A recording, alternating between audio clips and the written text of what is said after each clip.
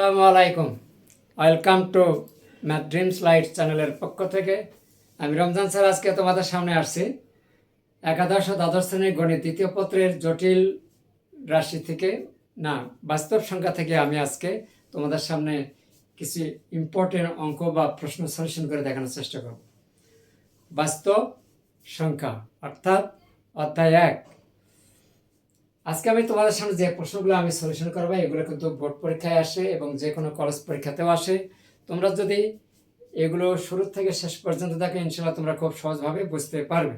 যাদের সমস্যা আছে বা বুঝতে অসুবিধা হয় গণিত এখনও, আজকের এই ভিডিওটা শুধু তাদের জন্য। তোমরা যদি মনোযোগ সহকারে ধৈর্যের সহিত শেষ পর্যন্ত দেখো ইনশাআল্লাহ তোমরা খুব সহজভাবে বুঝতে পারবে। আজকে যদি তোমরা খুব ভালোভাবে বুঝতে পারো এইরকম গণিত আর 100 অঙ্কে তোমাদের কোনো প্রকার সমস্যা হবে না। তাই চলো দেরি না করে শুরু করি। আজকে আমি 2-3 এখানে বলা আছে পরম মান চিহ্ন ব্যতীত প্রকাশ, ঠিক আছে, বা এখানে প্রকাশ করো। তাহলে পরম মান হচ্ছে এই যে খাড়া রেখা দুটো আছে এটাকে আমরা বলি পরম মান অথবা মডুলাস। তাহলে আমরা এখন এটা কিভাবে করব? যদি আমি এখানে রেখে নেই 2-3 নাম্বার, এই প্রশ্নগুলো নেওয়া হয়েছে রূপন্তী প্রকাশনী রাইটার থেকে। যদি তোমাদের কাছে বইটি থাকে ভালো, আর না থাকলে যে কোনো রাইটার থেকে এই প্রশ্নগুলো তোমরা সহজে খুঁজে পাবে আর কি। তাহলে প্রথমে আমি 2 আর 3 নাম্বারটা নিচ্ছি। এখানে দেওয়া আছে x - 2 <5। এখন আমরা কি, যেহেতু এখানে পরম মান চিহ্ন ব্যতীত বলছে এখানে, তখন আমরা কি করব, পরম মান উঠাই দিলে ডান পাশে যে ধনাত্মক মানটা আছে ওইটা বামে এসে ঋণাত্মক হয়ে যাবে। কখন হবে? যখন আমরা পরম মান চিহ্ন দুটো উঠিয়ে দেব। তাহলে এখানে আমরা কি লিখতে পারি, -5 x - 2 5।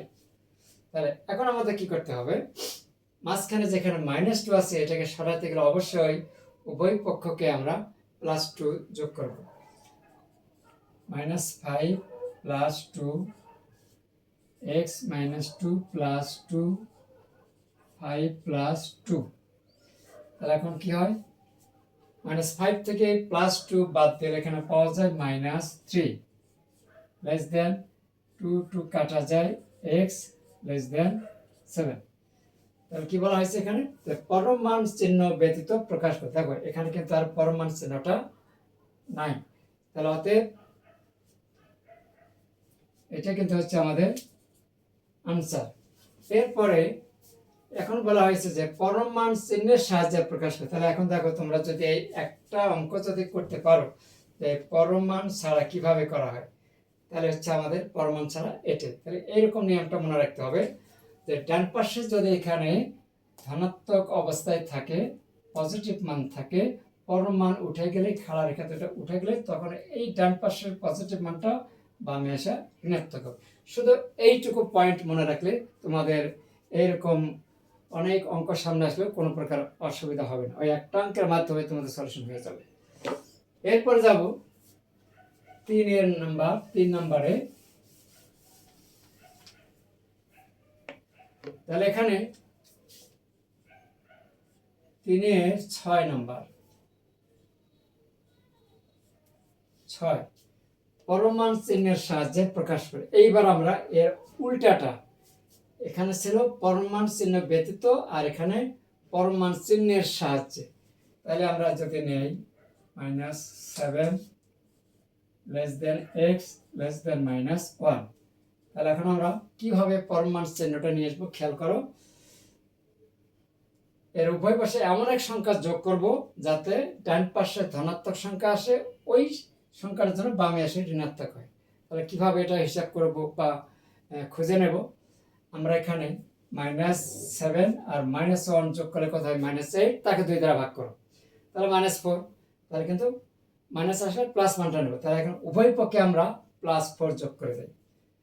আমি আবার বলছি, তাহলে এখানে -7 - 1 যোগ করলে কত হয়, -8। তাকে আমরা 2 দ্বারা ভাগ করব, -4 পাই। -4, তাহলে এখানে প্লাস আমরা উভয় পক্ষে আমরা +4 যোগ করে দেব। তাহলে -7 + 4 x + 4 -1 + 4। তাহলে এখন কি হলো? -3। তাহলে -7 থেকে 4 বাদ দিলে -3, আর এখানে পাওয়া যাচ্ছে x + 4 কত 3। এখন দেখো, খেয়াল করো, ডানে কিন্তু +3, বামে আসছে -3। এখন কি বলছে যে পরমাণু চিহ্নের সাহায্যে প্রকাশ করো।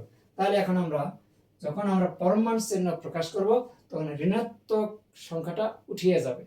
তাহলে এখানে আমরা লিখতে পারি x + 4 3।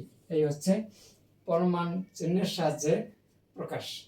আশা করি তোমরা বুঝতে পেরেছো। আমি আবারও বলছি, তাহলে প্রদত্ত সংখ্যাটা নিলাম, নেওয়ার পর এখন কি করব? -7 -1 যোগ করে নিলাম, -8, তাকে আবার 2 দিয়ে ভাগ করে পাইলাম -4। তাহলে এখানে যেহেতু মাইনাস আসছে, আমরা উভয় পাশে +4 যোগ করব।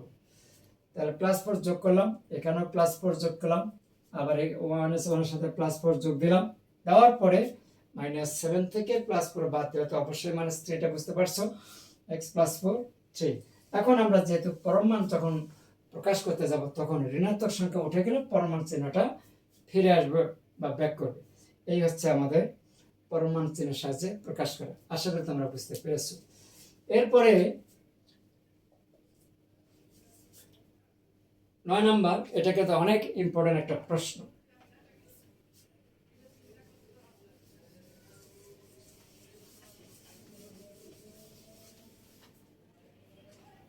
তাহলে এখন 9 নম্বর যদি এখানে যাই,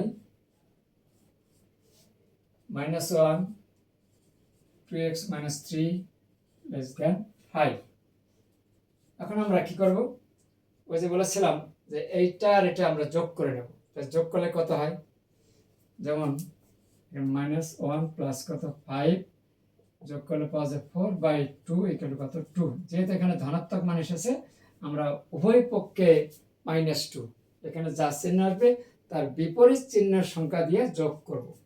তার এখানে -1 আর -2, এখানে 2x - 3 -3 প্লাস -2 5 -2। তাহলে এখন দেখো কত আসে, এখানে যোগ করলে পাওয়া যায় -3, এখানে আমরা কত পাই? 2x - 5 3। ওই যে একটু আগে বলেছিলাম, যখন আমরা পরমাণু প্রকাশ করব তখন কিন্তু ডানে এবং বামে, ডান পাশে আসবে পজিটিভ সংখ্যা, ওইটার সমান বামে আসবে ঋণাত্মক সংখ্যা। এখানে যদি +10 আসে, এখানে আসবে -10, এখানে যদি +8 আসে, এখানে আসবে -8, এখানে +5 আসলে এখানে আসবে -5। এখন আমরা পরমাণু চিহ্নের সাহায্যে প্রকাশ করতে গেলে এখন আমরা ঋণাত্মক সংখ্যাটা উঠিয়ে পরমাণু চিহ্ন ব্যবহার করতে পারব। তাহলে অতএব আমরা লিখব পরমাণু চিহ্ন 2x - 5 3। ঠিক আছে?